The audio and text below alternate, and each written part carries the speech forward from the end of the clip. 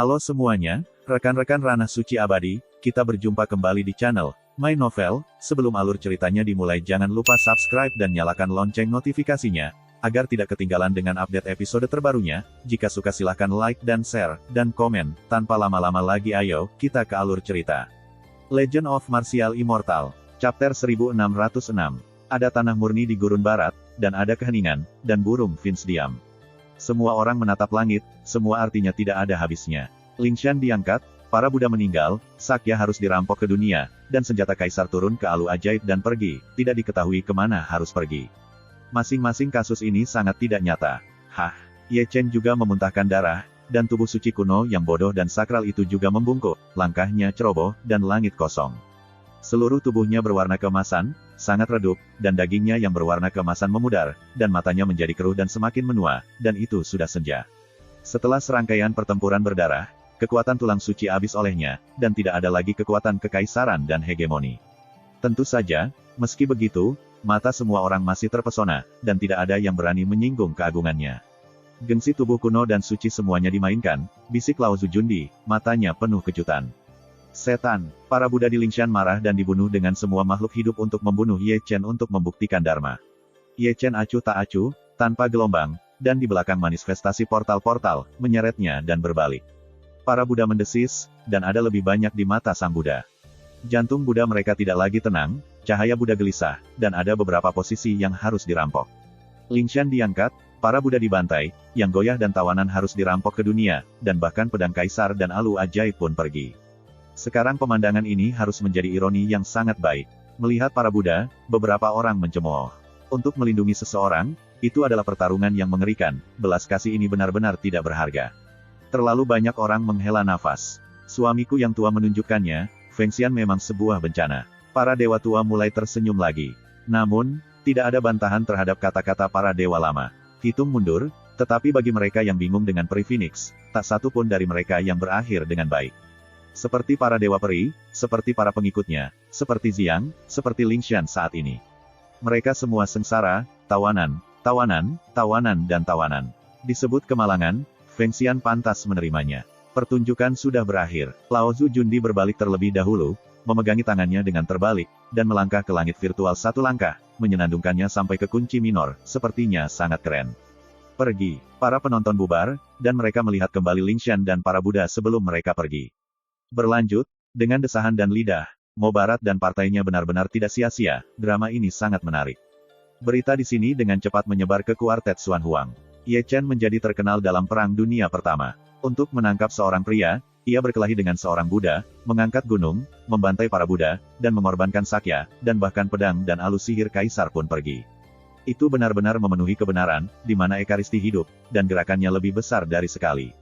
Sejak Xuan Huang, dari Xuan Hai Xinghai ke Simo Lingshan hari ini, semuanya telah melakukan hal-hal menakjubkan. Legenda-legendanya, masing-masing akan menjadi mitos, diturunkan dari generasi ke generasi. Tulang suci penuh dengan kekuatan, dan sebagian besar dari mereka akan menatap Ye Chen. Seseorang mengerang, entah kenapa khawatir. Itu hanya menyalahkannya karena membuat terlalu banyak musuh, yang mana tidak ingin membunuhnya. Terlalu banyak orang menghela nafas.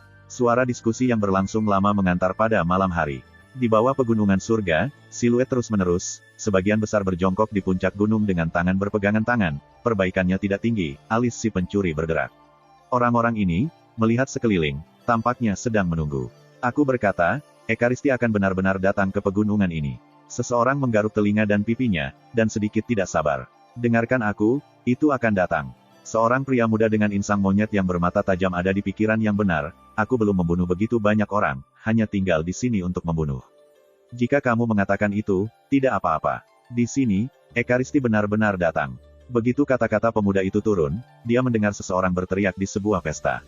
Ye Chen memang tiba dan jatuh di bawah pegunungan di langit. Ada darah di sini, tetapi belum mengering. Ini adalah darah orang-orang yang bereinkarnasi, tumpah di sini, bukan di kota kelahirannya. Aku membawa mereka. Ye Chen memandang Zhu Tianshan seolah-olah melihat wajah yang sudah dikenalnya. Dia melambaikan tangannya dan melepaskan hampir 10.000 orang, Xiang Taois, Feng Xian, Dewi Peri, Tian Ken, Dewi Kematian Pemakaman, Dewa Kebinasaan, dan pengikut mereka. Phoenix semua tidak sabar, dan dialah yang membingungkan kita. Begitu hampir 10.000 orang dibebaskan, mereka meraung, dan tekanannya hitam, semua berlutut di tanah, mata mereka ketakutan, berdarah, membuat orang-orang gemetar. Kalau begitu, turun dan dilikuidasi dengannya. Ye Chen mengangkat pedangnya, kata-kata agung, dengan dingin ke tulang, mendidih Jiu Xiao, membakar dan meratap, sama sekali dan tumpul. Lautan kepahitan yang tak berujung adalah pantai. Sebelum Ye Chen Jian jatuh, dia mendengar suara Buddha yang kental. Suara Buddha tidak ditransmisikan dari sumber lain, tetapi dari Ye Chen Senhai, seperti Hong Zong Daluo, hikmat dan damai. Laut Ye Chen begitu mendengung sehingga hampir roboh, sesaat menggigil, hampir jatuh, dan sakit kepalanya pecah. Melihat Senhai-nya lagi, sebenarnya ada seorang Buddha emas yang duduk di sebuah puisi suci, dengan harta yang agung, mata Buddha yang mempesona, dan luasnya. Dari ada di sini, Ye Chen menggeram, mengenali siapa orang itu. Taiksu Gulong berkata pada saat itu bahwa setelah ia mempraktikkan mantra Buddha ini, ia akan menjadi sasaran dan cepat atau lambat ia akan berakhir dengan Buddha. Sekarang, setelah selang lebih dari 200 tahun, pikiran Sang Buddha akhirnya terwujud, dan hanya karena mantra Dairule itulah ia telah menetapkan sebab dan akibat dengan Sang Buddha. An, Ba, Mi, Hong. Sang Buddha melafalkan tubuh, melafalkan mantra dari Rulei Jingxi, suara agung Sang Buddha, sihirnya tak terbendung. Pedang di tangan Ye Chen jatuh, miring ke tanah, memeluk kepala tua, dan meraung kesakitan. Sang Buddha terlalu kuat dalam pikiran, dan ingin menggunakan mantra Jingxi untuk menyelamatkannya. Hanya dalam satu saat, seluruh tubuhnya luntur, dan hanya dalam satu saat, pikirannya yang tegas menjadi bingung. Bagaimana situasinya? Para biksu di sekitar Zhu Tianshan menggaruk-garuk kepala dan memandangi roti. Tidak hanya mereka terkejut, tetapi juga para dewa klan Xian, Feng Xian, dan yang lainnya juga terkejut, bertanya-tanya apa yang terjadi pada Ye Chen. Letakkan pisau daging, dan jadilah Buddha di tanah. Suara Buddha ini bergema tanpa batas, dengan kekuatan derajat. Bahkan jika aku meletakkan pisau daging, aku tidak akan pernah menjadi Buddha. Ye Chen menggeram, itu adalah auman dari jiwa. Hai, dengan hanya mendesah, Buddha emas terbang keluar dari Senhai Ye Chen, langsung ke Jiu Xiao, dan tergantung di langit. Menjadi besar dan menjadi Buddha emas yang megah, seperti gunung dan gunung, Buddha yang luar biasa, dan kemegahan. Itu terlalu menyilaukan, seberkas sinar Buddha bersinar, dan langit yang redup cerah karena keberadaannya. Mata Buddhanya tenang, dengan belas kasih dan kedamaian, dan banyak ayat telah berkembang ke dalamnya, berisi dharma tertinggi. Jadi, apa itu? Para biksu dari kuartet semua melihat ke atas, menatap Buddha emas dengan tatapan tegas. Buddha, Dewi Peri, Feng Xian dan yang lainnya juga melihatnya, semuanya berteriak dengan liar, Buddha selamatkan aku.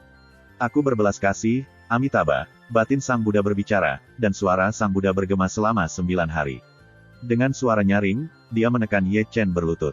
Aku tidak membutuhkan belas kasihanmu, Ye Chen menggeram, matanya memerah, merah, dahinya yang terbuka dengan pembuluh darah biru, kegilaan dan kegilaan hidup berdampingan. Dengan pantang menyerah, dia berdiri melawan paksaan, dan tubuh suci yang bengkok itu lurus. Dia mengeluarkan pedang Zundi yang secara tidak sengaja dimasukkan ke tanah, dan melambaikan tangannya dengan keras, dan memotong musuh di tanah. Sebuah pedang jatuh, dan sekelompok orang berubah menjadi kabut darah yang sekarat. Tentu saja, ia juga membayar harga yang pahit untuk ini, tulang sucinya dihancurkan oleh lebih dari satu. Bunuh. Dia meraung, dia menggeram, menyeret darahnya, memegang pedang darahnya, membelai langkah demi langkah, menebas dengan liar.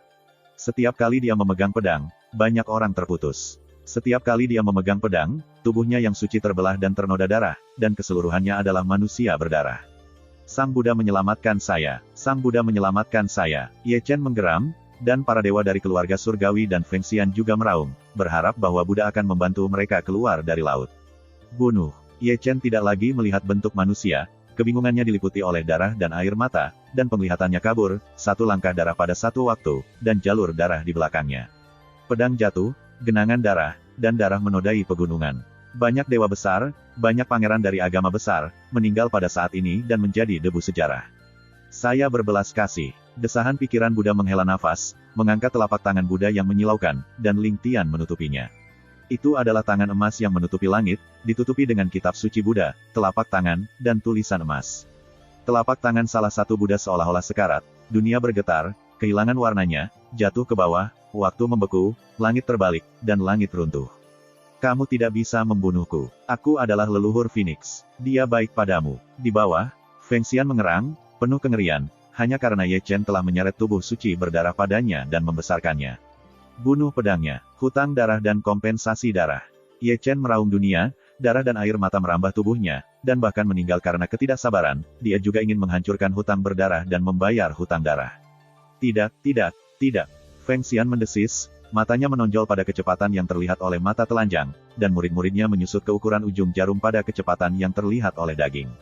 Pedang belum jatuh, dan dia merasakan seluruh tubuhnya dingin dan keras, seolah-olah dia telah jatuh ke Jiuyu, seolah-olah dia telah jatuh ke lantai 18.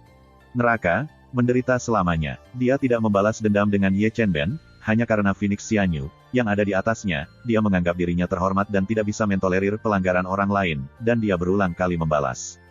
Hanya saja pengepungan terhadap Ye Chen gagal lagi dan lagi, membuatnya semakin gila. Untuk alasan ini, dia akhirnya harus membayar harga darah. Bukan hanya dia, tetapi juga saudara lelaki kaisarnya, meninggal secara tragis. Suku Phoenix yang bangga juga malu padanya. Ketika hidup dan mati berlalu, dia mengerti apa itu penyesalan. Penyesalan seharusnya tidak memprovokasi Ye Chen berulang-ulang, menyentuh skala kebalikannya lebih dari sekali, dan bahkan menyebabkan akhir yang menyedihkan. Kehormatannya, kesombongannya, kultivasinya untuk jalan, ambisinya, dan kecantikannya yang luar biasa akan menjadi masa lalu dengan pedang ini. Pada pandangan pertama, apinya jatuh dan Feng Xian terputus. Dia juga berubah menjadi kabut darah dan dimakamkan di bawah pegunungan surga, membayar harga darah untuk kejahatannya. Pada saat yang sama, telapak tangan Ling Tian jatuh. Sosok pantang menyerah jatuh ke genangan darah. Bumi bergejolak, dan jejak tangan 10.000 kaki dibakar di tanah dan berubah menjadi Yue raksasa, berdiri di antara langit dan bumi. Aku tidak membutuhkan belas kasihanmu. Meskipun Ye Chen dihancurkan menuruni gunung, dia masih meraung, suaranya bergetar. Gunung itu bergetar, tetapi dia kembali diangkat olehnya. Itu adalah gambar yang bergetar. Sebagai seekor semut, dia benar-benar mengangkat sosok raksasa 8.000 kaki. Para biksu kuartet yang ketakutan itu terkejut melihatnya. Chapter 1607.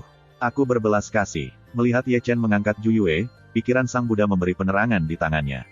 Sepotong cahaya Buddha membawa gulir Buddha, yang diukir dengan kata-kata 6 karakter keluarga Buddha, dan digantung di Yue raksasa. Tiba-tiba, Ju Yue menjadi berat dan tekanannya berlipat ganda. Aku tidak membutuhkan belas kasihanmu. Ye Chen mendesis. Darah emas naik, tetapi kakinya masih sedikit bengkok, dan dia berlutut di tanah. Tunggu, saudara Si Fang mengepalkan tinjunya, tidak bisa membantu, dan mendukung Ye Chen secara mental. Mereka semua kagum pada tubuh kuno yang sunyi dan tidak ingin nadi yang ganas ini ditekan di sini.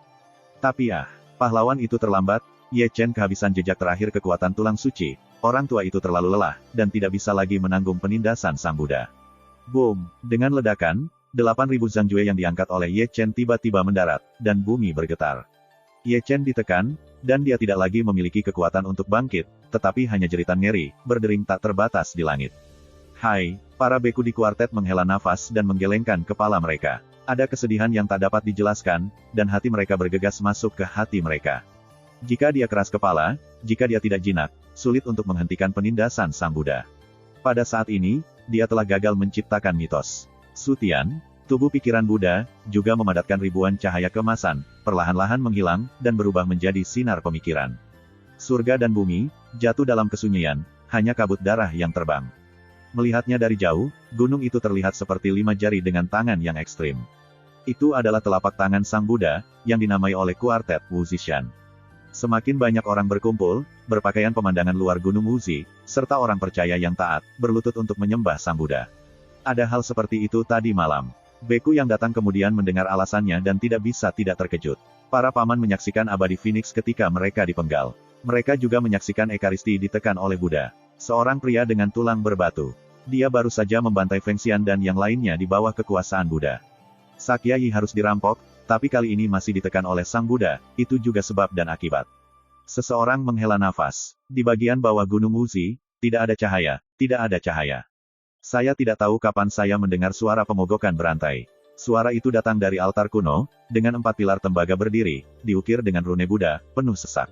Ye Chen dikunci di altar, dan tangan, kaki, pinggang, dan lehernya semua diborgol dengan rantai dingin. Dia mencukur rambutnya, berlumuran darah, seperti tahanan kematian, mata tua, berlumpur dan kusam. Tiba-tiba, dia mengangkat tangan tuanya dan menyentuh matanya. Mana dimeteraikan, dan bahkan mata perinya dilarang bahkan ketika dia membangunkan surga, sulit untuk keluar dari gunung ini. Aku tidak membutuhkan belas kasihanmu, suaranya serak dan lemah, dengan perubahan sikap dan kelelahan. Itu gelap dan sunyi, tidak ada terang, tidak ada jiwa, dan lelaki tua itu tidak tahan dengan dingin dan meringkuk. Seseorang di luar gunung tidak bisa menahan nafas. Pada hari ke-9 berturut-turut, di luar Wuzishan, siluet berlanjut, gelombang demi gelombang, gelombang demi gelombang, sebagian besar dari kekaguman. Para beku yang lebih tua sangat terkejut, dan ada banyak beku muda, yang menunjukkan kekaguman di pegunungan dan semuanya malu. Dia adalah pahlawan dunia yang heroik. Siu perempuan muda, mata yang cantik memandang Lian-Lian, keindahannya adalah seorang pahlawan. Orang-orang yang disegel di dalam menciptakan terlalu banyak mitos di sepanjang jalan, meskipun mereka ditekan, mereka tetap dihormati. Di kejauhan, seseorang datang lagi, tetapi ada lebih dari selusin sosok, semuanya berjubah hitam, semuanya berlinangan air mata. Ini adalah reinkarnasi, dia tidak mematuhi perintah Ye Chen untuk meninggalkan Xuan Huang, berjalan berkeliling, dan kembali. Ketika lebih dari selusin orang jatuh, mereka mengorbankan takdir mereka, menghidupkan kembali kekuatan, dan mengecam Wuzishan dengan liar. Bayi-bayi kecil itu, memiliki otak mereka di dalam air. Biksu Sifang menghela nafas, yang terkuat hanyalah sesat suci. Baceng ditendang oleh keledai dan tidak bisa menahannya. Booming seperti ini, tidak akan mungkin selama 800 tahun. Sebagian besar Ekaristi keluar dari gunung, kebanyakan dari mereka adalah teman lama atau kerabat Ye Chen. Seseorang mengerang. Mengenai wacana kuartet, lebih dari selusin orang yang bereinkarnasi telah menutup telinga dan masih membombardir Wuzishan dengan nyawa mereka. Tentu saja, serangan mereka terlalu lemah, dan mereka membombardir 3 jam berturut-turut tanpa mengguncang Wuzishan selama setengah menit. Berhenti. Di gunung, Ye Chen terbangun, membuka mata tuanya, dan di seberang gunung, dia bisa melihat bagian luar. Ya Tuhan, kami pasti akan menyelamatkanmu. Lusinan orang yang bereinkarnasi penuh keteguhan. Meninggalkan Xuan Huang. Suara Ye Chen serak. Aku akan kembali lagi. Selusin orang bereinkarnasi patuh, menghentikan pemboman, dan berbalik untuk pergi. Setelah melihat segel Buddha yang mendominasi, mereka sangat jelas bahwa dengan kekuatan mereka, mereka tidak akan pernah bisa dibuka. Mereka tidak bisa membuka, itu tidak berarti bahwa orang lain tidak bisa membuka, mereka perlu mencari bantuan untuk menyelamatkan Ye Chen. Melihat orang-orang yang bereinkarnasi, mata Ye Chen kabur, dan dia tampaknya bisa melihat gunung-gunung dan sungai-sungai besar melalui imajinasinya. Dia rindu rumah selama lebih dari 200 tahun. Dia tidak tahu apakah dia bisa membawa Dacu kembali, karena dia sudah sekarat selama bertahun-tahun dan memiliki kehidupan yang buruk. Di luar gunung, Sutian meledak lagi, seperti guntur. Di semua langit dan langit, ada awan bergulir dan bergulir, mengguncang langit, seolah-olah ada ribuan kuda dan kuda yang berlari kencang. Memang itu adalah ribuan kuda, atau kereta perang yang mendesak, atau pedang terbang yang terbang, atau binatang buas yang sedang memuncak. Perhatikan baik-baik. Istana Taiking, kota tertinggi, istana surga, tanah suci hukuman surgawi, dewa berbulu, balai Changling, dan anggota terkuat dari sekte matahari dan bulan semuanya adalah pembunuh. Pertempuran besar. Biksu itu tiba-tiba berubah warna, dan bergegas kembali, takut ia akan menderita akibatnya. Lolos malam sebelumnya, tapi sekarang kita kembali bersama. Jelas, semua berasal dari Ye Chen. Semua orang tahu bahwa tulang suci habis, dan Ye Chen ditekan, jadi mereka berani lari. Jika Ye Chen masih memiliki kekuatan tempur sebelumnya, beraninya mereka datang. Berapa banyak datang, berapa banyak yang dihancurkan. Setidaknya jutaan orang. Seseorang mencemooh. Ketidakkonsistenan benar-benar dapat menghancurkan Wuzishan. Dengan status Ye Chen saat ini, jika segelnya rusak, akan sulit untuk menghindari kematian. Di antara kata-kata itu, pengepungan kuartet telah tiba, menutupi bumi, dan berdiri memenuhi langit, seperti lautan hitam. Memang ada jutaan, dan pertempuran itu sangat besar, dan air di sekitar gunung Wuzishan bocor, mengguncang bumi. Ye Chen, kamu juga punya hari ini, Tuan dari Istana Taiking tertawa dengan gegabah, dan tampak garang. Hal yang sama berlaku untuk 6 orang suci lainnya. Mereka mengertakkan gigi dan bergegas ke dalamnya, merobek Ye Chen. Ye Chen tidak mengatakan sepatah kata pun, memandangnya dengan tenang, menatap wajah-wajah jelek, dan merasakan suasana hati yang sedih. Lebih dari 200 tahun yang lalu, 90 juta beku di Dacu saling bertarung dan mempertahankan hidup mereka, tetapi mereka begitu marah terhadap mereka. Ironi semacam ini membuat orang tertawa. Pukul rajaku dan ledakan segel 5 jari gunung. Di luar gunung, ada minuman, dan para dewa 7 rumah mengangkat tangan mereka dan mengarahkan pedang ke Wuzishan. Segera, lore pengetahuan Suantian yang tercantum dalam kuartet dihidupkan kembali, mekar dengan kekuatan besar, dan mengarah ke Wuzishan. Jutaan biksu juga berdiri penuh dengan kuartet, instrumennya berdengung, susunannya bergetar, banyak metode rahasia keluar, semua dengan sunyi, berusaha menabrak Wuzishan. Jutaan dewa melakukan tendangan voli dan meledak di gunung bersama. Serangan sebesar ini juga mengejutkan baginya, yang kemungkinan besar mati jika dia dibom. Tentu saja, ketika jutaan biksu bergabung, mereka tidak bisa mengguncang Wuzishan dan bahkan tidak menjatuhkan setengah batu. Terus ledakan, Ledakan keras. Qi Jiaseng Lord sangat marah, berteriak keras, dan melambaikan pedang lagi.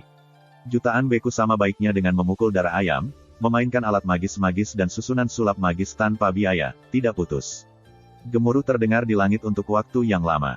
Para biarawan yang telah pergi sebelum kembali. Semua orang ingin melihat apakah serangan jutaan biksu dapat mematahkan larangan Buddha.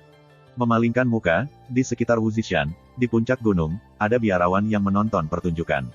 Banyak orang memasang panci besi besar langsung di atas bukit, memotong daging dan minum sambil makan.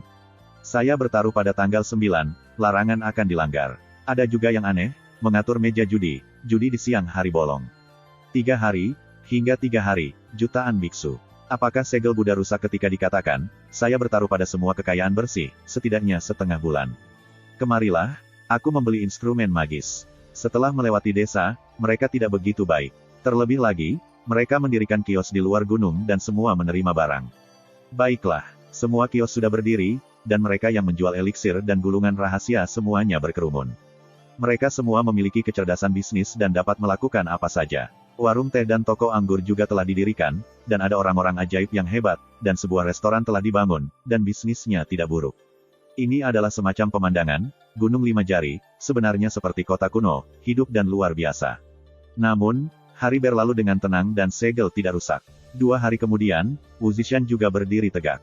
3 hari telah berlalu, tetapi Wuzishan belum terlihat. Waktu berlalu dengan lambat, 4 hari, 5 hari, dan 6 hari.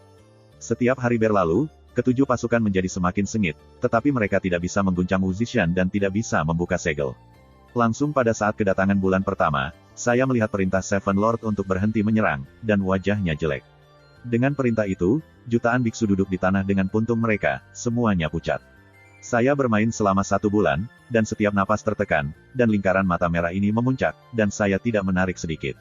Lihatlah para penonton itu, dan mereka semua menggosok kepala mereka. Ketujuh pasukan itu meledak selama sebulan, dan mereka menyaksikannya selama sebulan, bukan kegigihan biasa. Laosu sudah penuh. Aku menontonnya selama sebulan. Seseorang bangkit dan pergi, memarahinya. Jutaan biksu belum membuka segel pada Januari, tak tahu malu. Lelaki tua itu juga menatap dengan janggut. Ini buang-buang waktu. Begitu seseorang pergi, semua orang di film itu bangkit dan wajahnya anehnya gelap. Karena itu, apakah itu minum, makan, mengulur waktu, judi, saudara ipar, atau menghibur, hadiah bergegas ke pesta. Dunia yang luas, seperti figur pasang surut, datang dengan cepat dan berjalan cepat, dan ada banyak kedamaian dalam sekejap. Ayo pergi. Penguasa hukuman surgawi memberikan suara dingin, dan yang pertama berbalik dan membawa anak buahnya pergi. 6 penguasa kekuatan lainnya juga gelap dan memberi perintah, dan membawa keluarga mereka sendiri. Chapter 1608.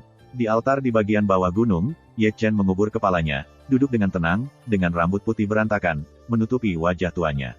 Dia seperti patung pahatan batu, tidak bergerak, sesekali bergerak, akan menyebabkan suara benturan berantai. Dia harus menjadi naga yang melonjak selama 9 hari, tetapi saat ini lebih buruk daripada semut kriket. Di dasar gunung 5 jari yang gelap, dia akan menjadi kejam dalam beberapa tahun, dan tubuhnya yang berukir tidak akan memiliki kulit. Meterai pikiran Buddha terlalu kuat, dan didukung oleh pengabdian yang tak terbatas, penjara seperti itu tidak bisa dipecahkan oleh tentara non-kaisar. Sayangnya, ia tidak memiliki tentara kekaisaran dan tidak dapat melanggar larangan ini. Kecuali seseorang membombardir Wuzishan dari luar. Namun, agama-agama super dan ras kuno dengan alat kekaisaran yang sangat kuat semuanya menyatakan diri mereka sendiri, dan 3 atau 5 kekuatan yang tersisa tidak akan memiliki tentara kekaisaran pada tingkat itu. Bahkan jika ada, dia mungkin tidak akan menyelamatkannya dengan biaya menghasut Sang Buddha, dia tidak memiliki wajah sebesar itu. Ketika angin bertiup, tubuhnya bergetar, napasnya sudah apatis, dan titik depresi.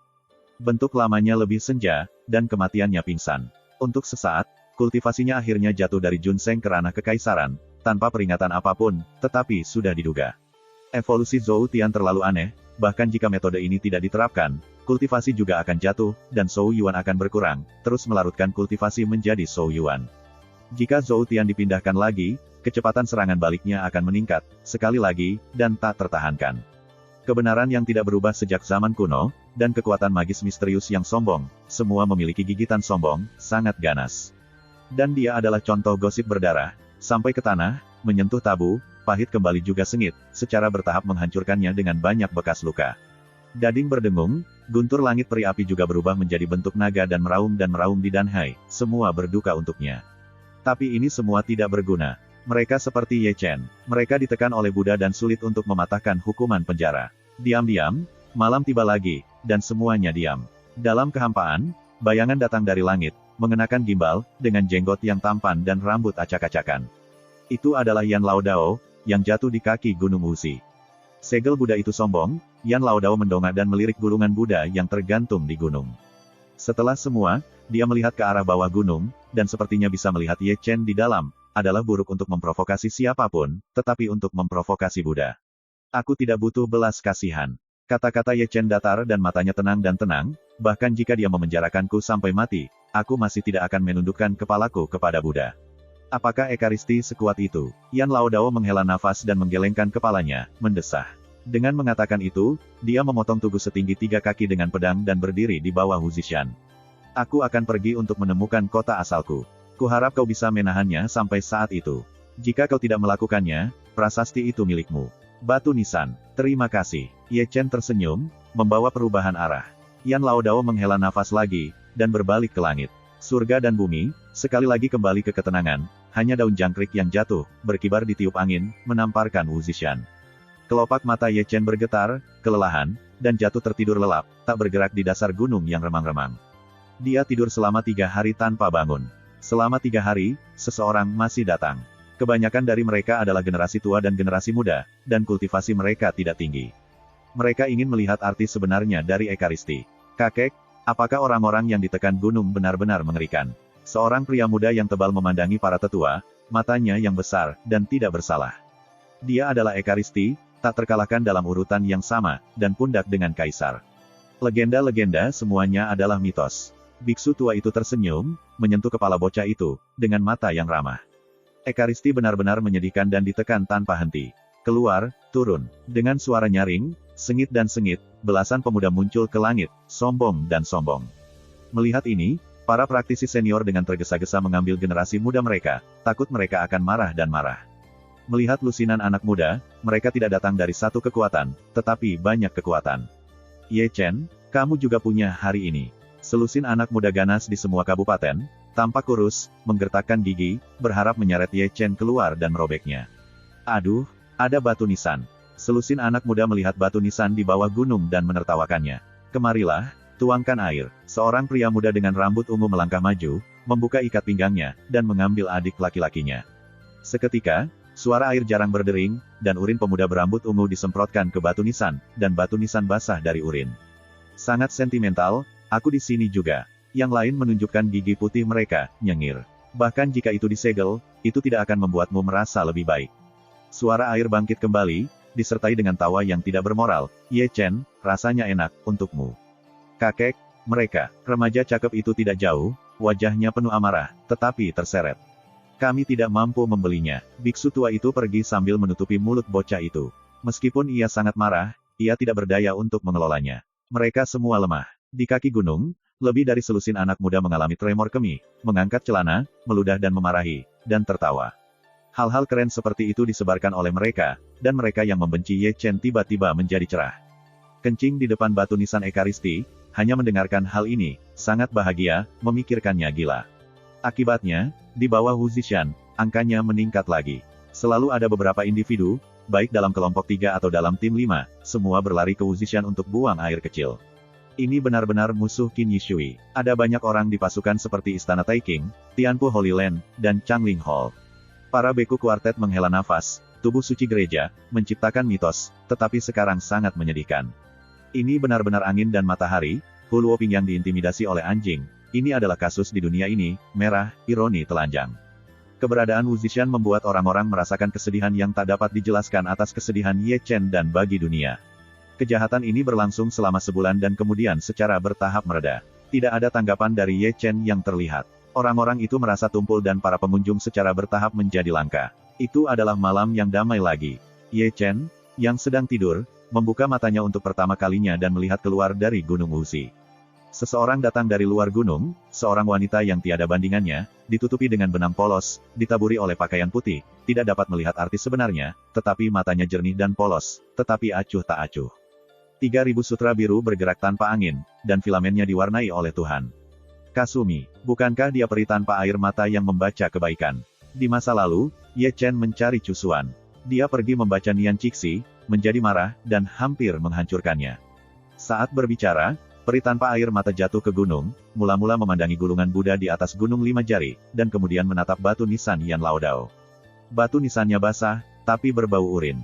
Peri, bisakah kamu memberitahuku tentang dewi kamu? Ye Chen mendongak, suaranya serak, tua dan berubah-ubah, mata redup, memandang peri tanpa air mata pelan. Namanya dilupakan, usianya 100 tahun, dan dia yang paling menakjubkan sejak dia kota tanpa air mata. Peri tanpa air mata sedikit membuka bibirnya, memancarkan kata-kata ringan, seperti suara surga Jiuxiao, sangat menyenangkan. Dia memiliki hobi. Mata Ye Chen menangis. Pada malam hari, Magpie berdiri di atas gunung dan menatapmu. Dia di bawah bulan harus cantik dan rapi. Seperti yang kamu katakan, peri tanpa air mata memiliki mata yang tenang, dan sebelum dimatikan, dia berbalik dan berjalan menuju malam. Jika peri kembali ke masa mudanya, bisakah dia membawa hukuman kepada Dewi Anda, dan berkata, ada seseorang bernama Ye Chen yang tidak pernah melupakannya dan sedang menunggunya pulang. Terlalu malu, tidak ada air mata, itu kejam. Peri tanpa jawaban air mata, tak tertandingi seperti matanya, diam-diam tanpa gelombang. Chapter 1609. Peri tanpa air mata pergi, air mata Ye Chen mengisi wajah tuanya dan membasahi janggutnya. Dalam air mata yang kabur, saya masih bisa melihat dua Qianyings. Keduanya mengenakan pakaian peri berwarna-warni dan mengenakan Fenyusu. Di bagian bawah Wuzishan, dia memejamkan mata lagi dan tertidur lelap, seperti patung itu masih. Suan Huang atau Suan Huang, Su tidak lebih dari tubuh suci kuno-kuno untuk membuat mitos, jauh lebih tenang dari sebelumnya. Namun, masih ada begitu banyak musuh yang berlari, kebanyakan dari mereka kesal, lari ke sini untuk melampiaskan beberapa. Tapi Wuzishan diam dan tidak mendapat jawaban sedikitpun. Begitu Ye Chen tertidur, dia tidak pernah bangun setelah tidur panjang. Perubahan siang dan malam, siklus siang dan malam, tahun-tahun berubah. Pada tahun ketiga, sebuah bayangan datang ke gunung, mengenakan jubah hitam dan hitam. Seperti seorang pembunuh wanita, wajahnya tidak tertandingi, tetapi dia juga cantik. Dia berasal dari resimen tentara bayaran Nanyucian, dia adalah gadis yang baik, tetapi dia memiliki nama yang tidak masuk akal, Killing the Sky. Di masa lalu, Ye Chen mengundang Qian untuk membantu menyerang Ranjau suku Peng. Ada juga transaksi di antara mereka. Dia berhenti untuk waktu yang lama sebelum pergi sambil menghela nafas. Pada tahun keempat setelahnya, seorang pria dan wanita datang ke kaki gunung, dan mereka semua adalah orang suci. Ini juga seorang kenalan, tetapi dia lupa dua leluhur dari dinasti Dewa Xingtianfu kuno, Dongyang orang yang nyata dan peri Qingyue. Di masa lalu, Ye Chen, dalam pencarian reinkarnasi, bekerja dengan Yan Laodao, Luyu melupakan bintang-bintang kuno, dan berpartisipasi dalam pelelangan. Di sanalah Ye Chen melihat patung Dong Huang untuk pertama kalinya, di sana juga ia menemukan reinkarnasi Biyu, yang menyebabkan Hua Tiandu dan Kaisar Hantu menyebabkan serangkaian masalah.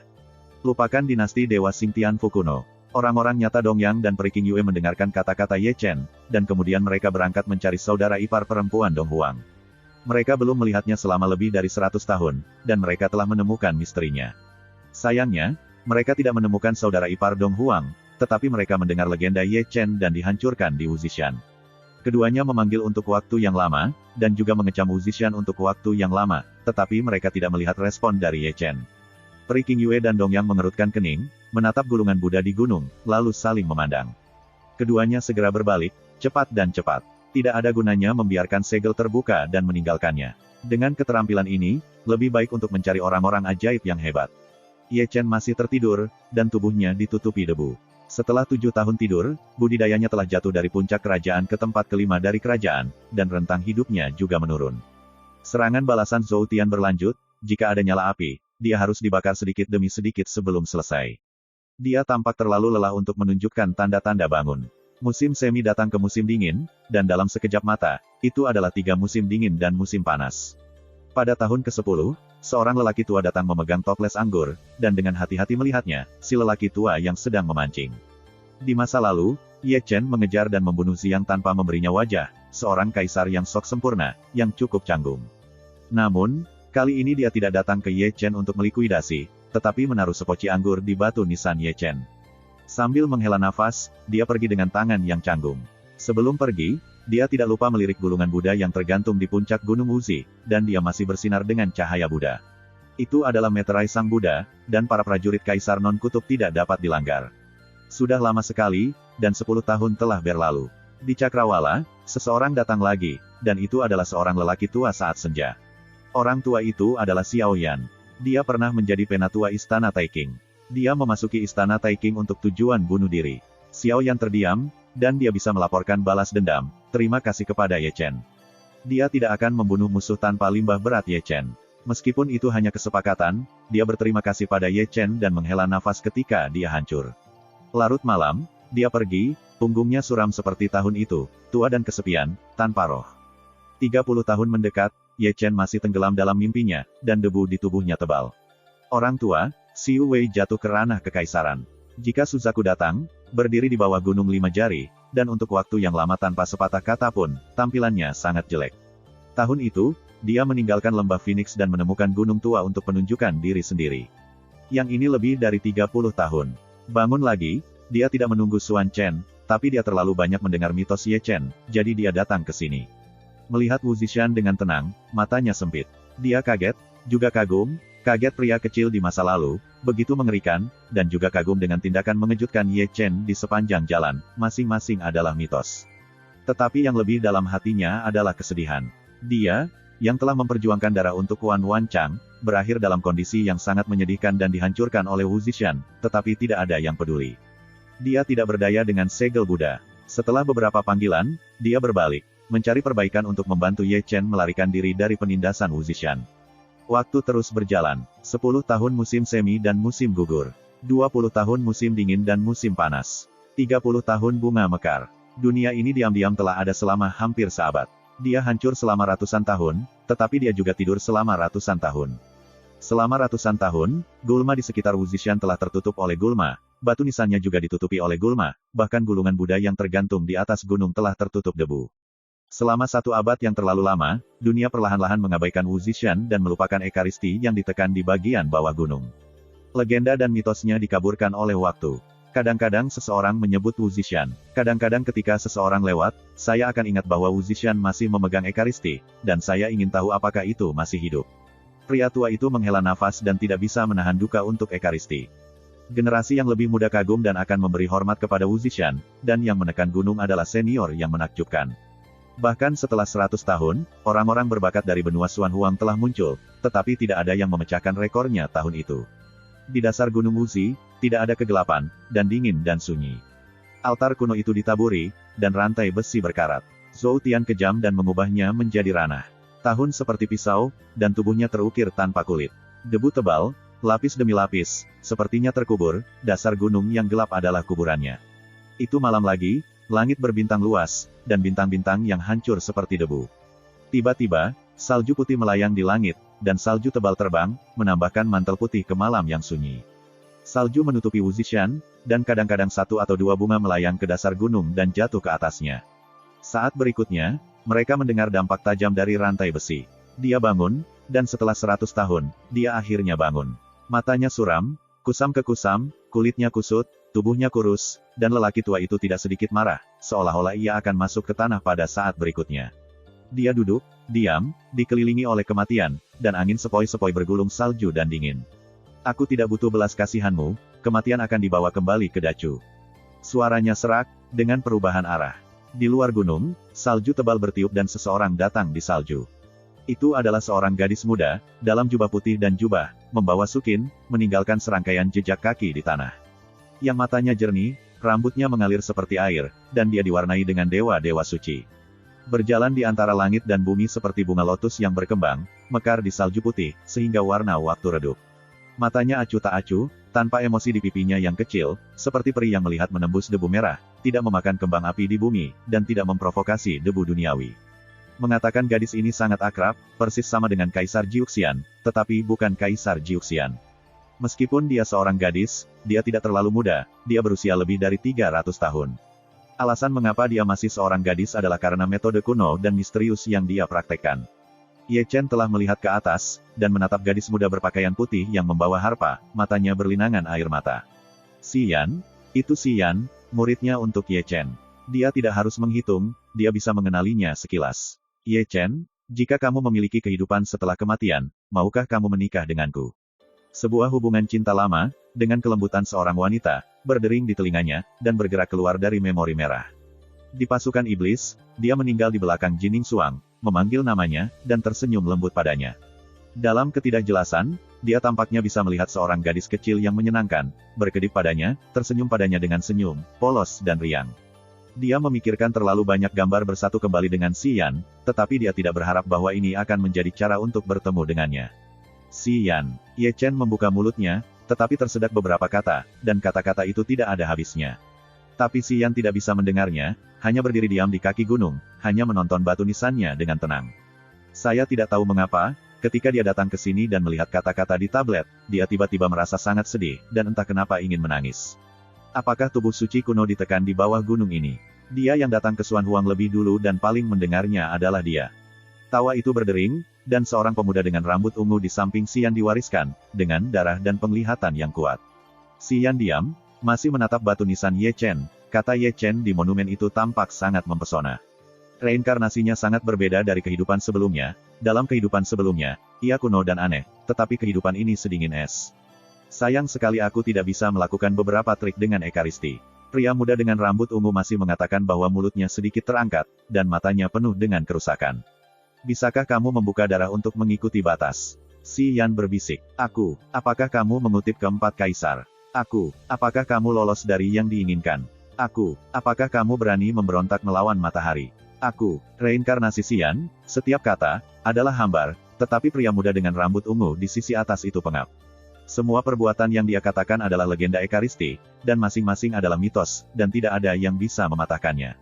Pria muda dengan rambut ungu memerah, wajahnya sangat jelek. Siapa yang akan mengira bahwa, bagi seorang ekaristi, ia akan sangat menyukainya, jika bukan karena mentalnya, ia akan memuntahkan darah.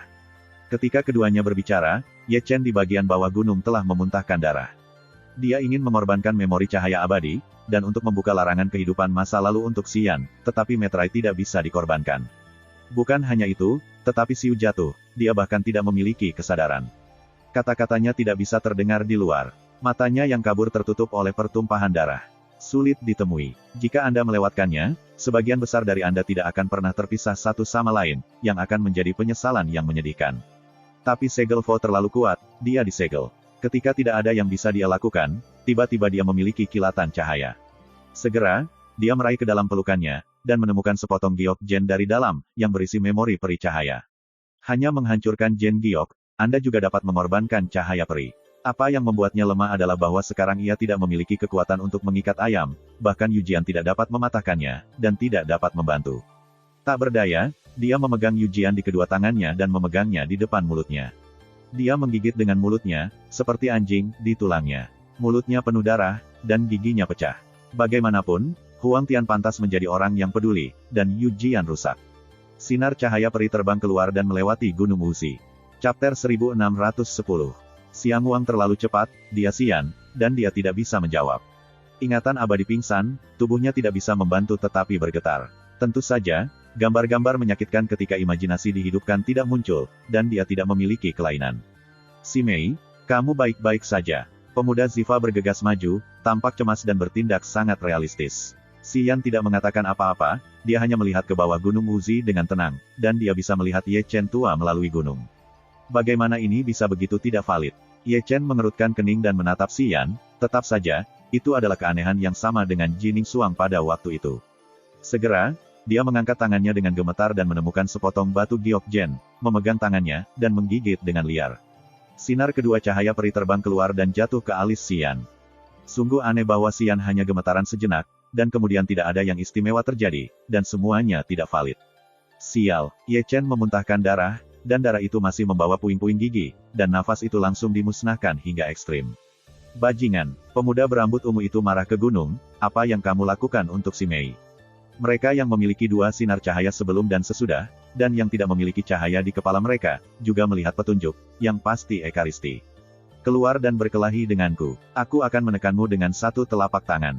Pria muda dengan rambut ungu mendengus dengan sikap tegas yang benar. Jika dia tidak tahu, dia pikir dia dan Ye Chen memiliki pembalasan untuk membunuh ayahnya. Sangat gila, Ye Chen mengabaikan pertemuan ini, masih menatap Si Yan, berharap melihat keajaiban dan membiarkannya mencabut larangan itu. Tetapi keajaiban yang dia harapkan tidak datang. Keluar dan potong kamu. Pemuda Ziva masih berteriak, memutar momentum, dan mulai bocor. Huayang, reinkarnasi Xian tidak bisa membantu tetapi ringan, menghentikan teriakan-teriakan ini, benar-benar berisik. Kakak, aku akan ke langit berbintang untuk berlatih, kamu tidak perlu mengikutiku lagi. Xian langsung menyela pemuda Ziva. Si Mei, pemuda berambut ungu bernama Huayang ingin mengikuti, tetapi tubuh dan postur Xian misterius. Sebelum pergi, dia tidak lupa untuk melihat kembali ke Wu Zishan, hatinya masih sakit, dia masih ingin menangis. Apakah kamu akan pergi? Ye Chen mendongak, matanya berlinang air mata, dan pandangan lamanya kabur. Dia pergi, bertanya-tanya apakah dia bisa mencabut larangan itu. Saya tidak tahu, hari ketika dia mencabut larangan ingatan, jika dia masih hidup, mungkin ada kesenjangan antara hidup dan mati. Hanya kamu, itu kamu. Kemarahan Huayang sangat dahsyat, dan wajahnya sama ganasnya dengan iblis. Dia mengorbankan sebuah pedang. Dia memukul Wu Zishan dengan pedang dan pedang. 5 kuda dibagi. Ye Chen memejamkan matanya, bahkan tidak memandangnya, dan kemudian menarik kepalanya lagi. Mata redupnya tidak memiliki cahaya sama sekali. Saya tidak tahu kapan saya melihat Paman Huayang mengambil pedang pembunuh. Dia tidak memecahkan segel, dan dia tidak bisa membuka segel, dan wajahnya bahkan lebih bingung. Kamu, tunggu aku. Dengan napas terakhir, dia berbalik dan pergi.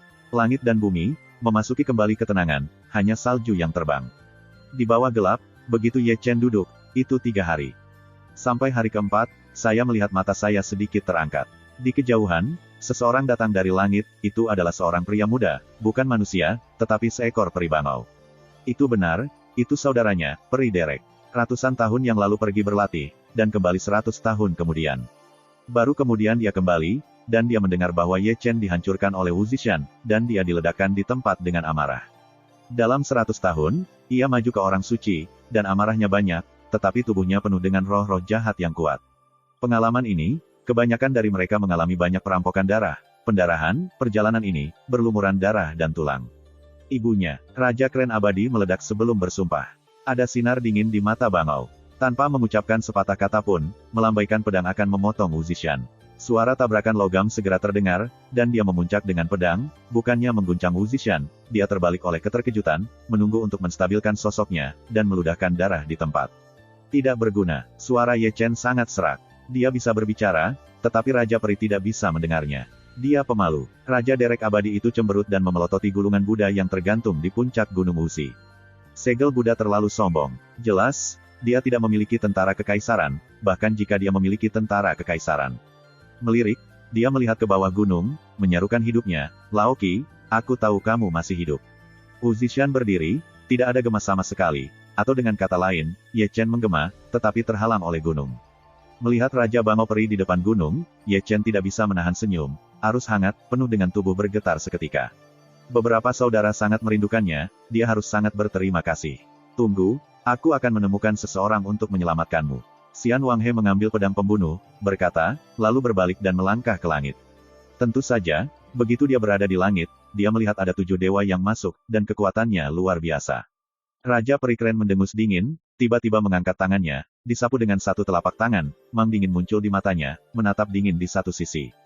Tidak hanya dia menonton, Ye Chen, yang hancur di bagian bawah gunung, juga menonton. Meskipun dia disegel, visinya masih ada. Tetapi ketika dia melihat langit di kejauhan, ada 7 bayangan yang menyatu, semuanya adalah orang suci dengan garis keturunan yang luar biasa. 7 bukan kekuatan yang sama, karena mereka mengenakan jubah yang berbeda dan milik 7 kekuatan. Mata Ye Chen menyipit, dan dia tidak tahu 7, tetapi dia tahu jubah mereka. Mereka berasal dari 7 kekuatan, dinasti Dewa Berbulu, Istana Taeking, Seminari Matahari dan Bulan, Kota Tertinggi, Istana Surga, Aula Changling, dan Hukuman Surgawi. Tempat suci. Tak perlu dikatakan, itu adalah putra baru dari 7 kekuatan. Di masa lalu, reruntuhan kuno, putra asli dari 7 kekuatan dipenggal oleh Ye Chen, dan sekarang pemilihan kembali anak-anak penguasa diharapkan dan masuk akal. Apalagi masing-masing anak baptis baru memiliki peran ganas, yang lebih baik daripada anak baptis sebelumnya. Selama percakapan, 7 orang telah tiba, dan memandangi peri Raja Bangau dengan penuh minat, siapa aku yang akan jatuh? Dia adalah teman Bangau di Nanyu. Kenapa? Datang untuk menemui saudaramu. 7 macam-macam, ibunya berani menyerang Lao Su. Xian Wanghe memarahi, dan ada visi di belakangnya. Seseorang berkata, semua yang berhubungan dengan Ye Chen akan terbunuh. Tian Pusenzi tersenyum samar. Bergantung padamu. Raja Kren Abadi mendengus, menginjak langit 1 langkah, langsung menuju Dewa Hukuman, menghancurkan langit dengan pedang. Dewa Hukuman penuh dengan kerusakan. Maaf, Pedal cincang menendang kembali.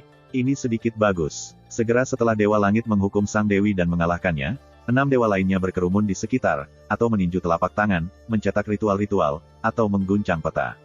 1/7 barisan, King Crane abadi tiba-tiba jatuh ke angin, dan darah di tubuhnya mengikuti satu demi satu, yang menyedihkan. Ayo pergi. Ye Chen di gunung mencoba berteriak. Jika itu 1 lawan 1, tidak satu pun dari ke-7 dewa adalah lawan dari Raja Peri Dongeng. Tetapi jika ke-7 adalah pengepungan bersama, walaupun itu adalah kekuatan tempur Raja Peri Dongeng, dan itu masih tak terkalahkan.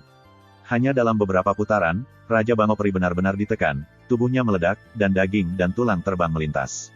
Oke, bagus. Raja Crane abadi itu dingin dan tersenyum, dan dia tahu bagaimana menghindari ujung dan pergi. Apakah kamu pergi? Tawa rintihan datang dari jauh, benar-benar acuh tak acuh, dingin dan sunyi. Setelah itu, saya melihat cetakan telapak tangan keemasan didorong melintasi langit. Derek Raja Peri bergerak di tempat dan terbang kembali. Ini tidak menghentikan sosok itu, dan kemudian melihat tembakan uman dari hari berikutnya, sebuah tombak hitam di seluruh. Darah berceceran, dan Peri Raja Peri dipakukan langsung ke Wu Zishan, dan darah yang berdarah menodai Gunung Merah. Tua keempat, mata Ye Chen memerah, dan dia berdiri dan ingin keluar, tetapi diseret oleh rantai. Benar-benar memalukan. Raja Peri dia memuntahkan darah, dan tombak itu disegel dengan metode rahasia, tidak hanya memakukannya, tetapi juga melarangnya, membuat dia tidak bisa bergerak sama sekali. Void, seseorang datang dari langit, bukan satu, tapi satu, kerumunan seperti laut, yang hitam. Keduanya dipimpin oleh mereka berdua secara fisik kuat, mereka penuh dengan cahaya keemasan, penuh darah dan mata yang cerah. Jinwu, Kunpeng, mata Ye Chen tertutupi dengan merah darah, dan kedua mayat itu dikenali sekilas. Memang, Jinwu dan Kunpeng, satu adalah pangeran kedua dari Jinwu, yang ketiga adalah pangeran ketiga dari Kunpeng, dan Ye Chen semua telah melihatnya. Di masa lalu, baik pangeran Jinwu dan pangeran Peng dipenggal, kebanyakan dari mereka adalah pangeran baru di klan. Pada saat ini, lebih akurat untuk memanggil mereka pangeran Jinwu dan pangeran Sunpeng, dan mereka dianggap sebagai peringkat. Melihat pangeran Jinwu kedua dan pangeran Peng ketiga, Ye Chen juga melihat banyak kenalan, 8 pangeran dari suku 8 Qi, 4 pangeran dari suku Feng Diao, 8 pangeran dari suku Angsadara, pangeran ke-7 dari suku Dapeng, dan 9 putri dari suku Senpeng. Mereka juga seperti Jinwu dan Kunpeng, mantan pangeran mereka semua dipenggal, dan yang menakjubkan semuanya dipilih sebagai pangeran klan untuk melanjutkan warisan. Jadi, orang-orang ini harus berterima kasih pada Ye Chen. Kecuali jika Ye Chen tidak memenggal pangeran keluarga mereka di masa lalu, mereka tidak akan menjadi pangeran di masing-masing klan. Saya tidak kembali ke rumah leluhur saya dengan keluarga saya. Seperti Yak dan kera kecil kera, apakah mereka semua kehabisan pengalaman? Wajah lama Ye Chen sangat jelek. Ye Chen, jangan datang ke sini. Banyak pangeran duduk dan melirik Raja Peri yang dipaku ke gunung, dan kemudian memandang ke bawah Gunung Wuzi dengan penuh minat. Ye Chen tidak mengatakan sepatah kata pun, darahnya berdarah. Dan dia hanya menatap, meskipun dia ingin berbicara, dia tidak bisa mendengarnya di luar. Omong-omong, kami harus berterima kasih. Jika kamu tidak menghancurkan pangeran kesayanganku, aku tidak akan menunggu untuk itu. Tapi sekali lagi, bagaimanapun juga, itu adalah saudara laki-laki, karena itu adalah hutang darah, perlu untuk membayarnya dengan darah. Apapun yang kamu inginkan untuk bisa lepas dari Wanted, kamu tidak bisa lepas dari penindasan Sang Buddha, sama seperti seekor anjing. Banyak pangeran berdiri penuh dengan langit virtual, dan memutar leher mereka dengan nyaman, mereka semua cekikikan, gigi putih gelap, menyenangkan, dan mereka menikmati perasaan superior. Ye Chen mengubur kepalanya, rantai besi yang berat, menguncinya kehabisan napas, wajah tua, tanpa darah. 100 tahun, itu benar-benar nostalgia. Ketika Ye Chen diam, suara seorang wanita menerobos langit. Begitu kata ini keluar, Ye Chen tiba-tiba mengangkat matanya, dan matanya yang keruh menjadi merah darah seketika, dan dia hampir meledak. Suara wanita itu, dia sangat akrab, mematikan sampai mati. Di bawah tatapannya, di kejauhan, seorang wanita datang ke langit, mengenakan pakaian peri berwarna-warni, dengan visi terjalin, dapat digambarkan sebagai mulia, seperti seorang ratu. Dia sebenarnya adalah putri dari keluarga Phoenix. Chapter 1611. Tidak mungkin, ini tidak mungkin. Melihat wajah yang akrab dan menjijikkan, Ye Chen balas menendang. Dia sulit dipercaya bahwa peri Phoenix, yang telah dicincang olehnya 100 tahun yang lalu, masih hidup dan tersenyum padanya. Butuh 100 tahun bagiku untuk menyelesaikan Phoenix Nirvana. Terima kasih telah memberiku keberuntungan. Feng Xian berhenti dan tersenyum pada Ye Chen. Phoenix Nirvana. Tangan lama Ye Chen berbunyi klik, dan ada darah yang mengalir di antara jari-jarinya. Phoenix Nirvana, metode abadi-abadi keluarga Phoenix. Dia tidak pernah berpikir, juga tidak akan berpikir, bahwa Feng Xian mengambil langkah itu dalam hidup dan mati 100 tahun yang lalu. Hari ini, Taoisme, garis keturunan, asal-usul, dan kepemilikan Tuhan semuanya telah berubah, dan saya tidak tahu seberapa jauh lebih baik daripada tahun-tahun sebelumnya. Kengerian dan kekuatannya mengejutkan dan mengerikan, Sein Utara belum tentu lawannya. Selamat tinggal padaku, tapi masih senang, tapi keluarga budak sangat merindukanmu. Feng Xian tersenyum dan duduk dengan nyaman di atas takhta dengan sepasang mata Phoenix, menatap Ye Chen. Senyumnya, dengan sentuhan rasa malu, dengan sentuhan kesuraman, membuat orang tertawa dan membuat orang bergetar. Perawakan Ye Chen sangat bodoh, Su sangat berfluktuasi sehingga roh sekarat seluruh tubuhnya tebal. Feng Xian masih hidup, tak terduga, dan jantungnya yang tenang juga bergolak. Ini berarti bahwa dia tidak menagih hutang 100 tahun yang lalu. Sampai hari ini, dia benar-benar mengerti bahwa dia adalah orang yang mewarisi keberuntungan surga dan bumi. Selalu ada seseorang yang diselamatkan pada saat kritis. Bahkan jika dia mati, dia masih bisa menjadi nirwana. Apakah ini sangat tidak berdaya? Feng Xian memegang dagunya dengan satu tangan, dan tertawa dan nakal. Ye Chen diam, pucat dan tidak berdarah. Dia benar-benar tak berdaya seperti sebelumnya. Pada saat ini, bagaimana dengan memanjakannya, bagaimana ia bertarung melawan para impatiens setelah nirvana? Moji, ada lebih banyak ketidakberdayaan bagimu, Feng Xian melirik Raja Peri Bangau di gunung yang tersalib. Pelacur, ada semacam kepala ap. Peri Wang He mengutuk. Oh, mengapa kamu begitu fasih berbicara? Feng Xian tersenyum menawan, itu membuat orang takut. Bibiku, menjijikkan melihatmu. Broter Jinwu, dia memarahiku, kamu harus memutuskan untuk keluarga budak. Feng Xian menundukkan kepalanya dan memandang pangeran kedua dari kelompok etnis Jinwu dengan keluhan, tersenyum dengan pesona. Saudari Xianer, yakinlah, itu akan membuatmu bahagia. Pangeran Jinwu tersenyum, mengungkapkan dua baris gigi putih, sepasang mata emas, haus darah dan brutal. Seperti yang dia katakan, dia menekuk busurnya dan mengambil panah, membidik Raja Peri Bangau, dan panahnya melewati langit seperti sinar kesuraman. Menarik, para pangeran dan pendeta lainnya semua tertawa, dan mengikuti, menarik busur dan panah. Gambar itu berdarah, dan serangkaian panah membunuh, seperti sinar suram, menembaki peri Raja Peri. Ye Chen, apakah kamu merasa sakit hati? Feng Xianfeng mengibaskan matanya dan sepertinya bisa melihat Ye Chen yang berjuang keras melintasi gunung. Gambar itu membuatnya bersemangat dan marah, kamu perlu tahu bahwa kematiannya adalah semua karena kamu. Lao Qi, mau mendengarkan omong kosongnya, kakakku dan aku masih lelaki yang baik 18 tahun kemudian. Derek Raja Abadi meraung, tubuhnya ditutupi dengan panah membunuh, dan tubuhnya berlumuran darah. Ada spesies seperti itu. Pangeran Jinwu dan yang lainnya mencibir, dan sekali lagi menarik busur dan anak panah mereka untuk menembak para dewa. Ah! Ye Chen meraung, sepasang mata berlumpur, darah merah darah menetes dengan deras, berjuang keras, rantai besi yang berjuang bergemeretak, tapi dia tidak bisa meninggalkan altar. Yah, ada apa? Ini, Susi sangat aktif sehingga dia menarik banyak biksu, dan dia tidak bisa menahan untuk melihatnya. Ya Tuhan, apakah itu impatiens? Aku masih hidup. Tidak mungkin. 100 tahun yang lalu, aku melihatnya menjadi liar dengan mataku sendiri. Keheranan berlanjut. Itu seharusnya nirwana dari klan Phoenix. Beberapa beku yang lebih tua dan mata yang tua memiliki mata yang dalam, dan mereka sepertinya telah melihat petunjuk itu. Orang yang dipakukan haruslah Raja Bangau Peri dari wilayah selatan. Saudara laki-laki Ye Chen benar-benar menyedihkan. Binatang buas ini, tetapi hantu yang sebenarnya masih ada di sana. Ekaristi telah ditekan, dan masih membiarkannya pergi. Saya melihat saudara lelaki saya ditembak mati dengan panah, dan Ekaristi tidak tahu betapa sakitnya hati itu. Terlalu banyak orang menghela nafas, berduka untuk Raja Peri dan duka, tetapi juga duka bagi Ye Chen.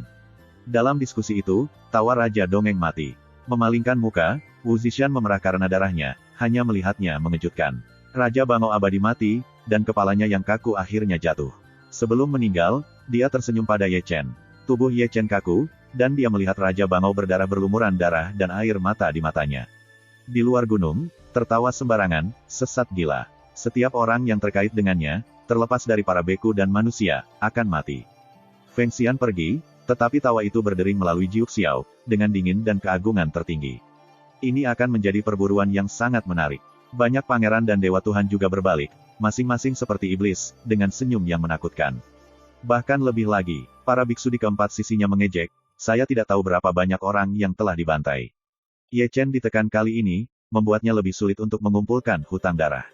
Kematian Raja Bangau Abadi itu mengerikan, ayo bantu dia mengumpulkan mayat. Biksu yang baik itu berbisik, turunkan dia dan kamu akan dipaku pada saat berikutnya. Para biksu memandang pria itu. Pergi. Para biksu yang lebih tua memimpin, dan para pengunjung menghela nafas, dan semuanya bertebaran. Sebelum pergi, dia tidak lupa melihat Raja Bangau berdarah itu, walaupun dia tidak tahan, dia tidak berani campur tangan secara sewenang-wenang, orang-orang itu, mereka benar-benar tidak tahan. Malam datang dengan tenang, berlumuran darah. Di bagian bawah Gunung Lima Jari, Ye Chen duduk diam, seperti patung batu, tidak bergerak, dikelilingi oleh udara mati yang tebal. Dia tidak menggeram lagi, diam-diam menakutkan, mata redup, air mata keruh, yang telah mengaburkan visinya. Raja Peri Bangau juga dipakukan ke gunung, ditutupi dengan hujan pedang, dan aliran darah mengalir keluar dari tubuh. Karena kematiannya, banyak orang berlari ke Wuzishan lagi dan melihatnya dari kejauhan. Mereka tidak berani mendekati, tetapi menghela nafas. Di tengah malam, 6 bayangan berkumpul, dan mereka adalah Putra Berbulu, Putra Changling dan Putra Taiking.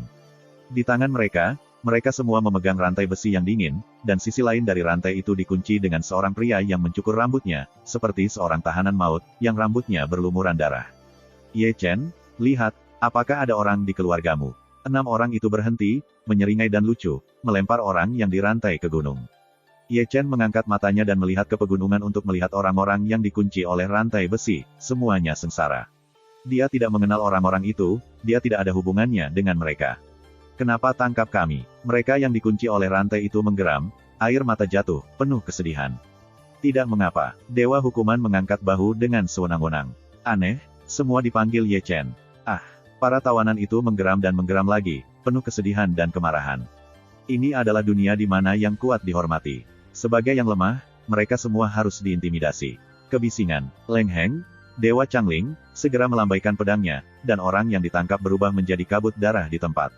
Yo, ini masih pagi. Seseorang datang lagi, Putra Matahari dan Bulan, dan banyak orang tertangkap, tetapi mereka semua adalah beku dan pakaian mereka acak-acakan. Dapat dilihat bahwa para wanita itu telah dihina, dan air mata penghinaan telah menutupi pipi mereka. Ye Chen menyaksikan dengan tenang, di antara para wanita yang tertangkap, tidak ada orang yang bereinkarnasi, tetapi mereka juga sengsara. Mereka semua mengagumi Ye Chen. Putra Dewa Matahari dan Bulan telah jatuh, dan wanita yang ditangkap itu dibuang ke depan gunung. Yah, itu benar-benar menyedihkan. Dewi Istana Kekaisaran berteriak, dan seringai itu menyeringai sengit. Sangat disayangkan untuk membunuh, Yuhua Senzi memutar lehernya dengan nyaman, semua mata tampak bersemangat. Di bawah Gunung Lima Jari ini, itu pasti sangat emosional. Putra tertinggi Tuhan telah bergegas seperti monster. Putra-putra dewa lainnya juga terekspos dengan sengit, masing-masing seperti serigala ganas, masing-masing mencari orang, melampiaskan binatang buas yang brutal. Wanita itu mendesis, air matanya terhina. Kekasihku ada di dalam, menangis, terus menangis. Ye Chen, kamu masih suka gambar ini? Bunuh aku, datang dan bunuh aku, hahaha. 7 putra besar seperti anjing gila yang gila, dan koeksistensi Zheng dan Ning adalah iblis di malam hari. Rulai, apakah ini rahmatmu? Di bagian bawah gunung yang gelap, suara Ye Chen serak, penuh kesedihan dan kemarahan terhadap Buddha berasal dari jiwa. Chapter 1612. Langit berbintang yang mempesona sangat luas dan mendalam. Langit berbintang di malam hari, sunyi dan sepi, sunyi. Tentu saja, kesepian ini dipatahkan oleh Poni. Memalingkan muka, itu adalah kereta tua yang melaju dari kedalaman langit berbintang, bertanya-tanya kemana harus pergi. Di setiap kereta itu, ada bendera pertempuran, dan di setiap bendera pertempuran, ada 4 kata, pengadilan surgawi Dacu. Di atas kereta kuno, seorang pria muda berdiri tegak, matanya menatap, rambut hitam seperti air terjun, dan momentum yang mengesankan. Dia adalah Xie Yun, mengenakan baju besi dan membawa pedang. Di sisinya, Nian Wei dan Kitty juga mengenakan baju perang, dan kekuatan heroiknya agresif, menatap langit berbintang mematikan. Di belakang mereka, pada masing-masing kereta, ada orang-orang yang berdiri, semua mengenakan baju besi dan memegang medan perang di tangan mereka, dan mereka semua bereinkarnasi, diperintahkan olehnya. Dacu Tianting. Xie Yun menggeram, bercampur dengan kekuatan Yuan Shen dan kekuatan kultivasi, dan meluas tanpa batas ke kuartet. Dacu Tianting. Reinkarnasi juga dikirim dari deru jiwa, seperti guntur dari segala zaman, menyebar melalui bintang-bintang.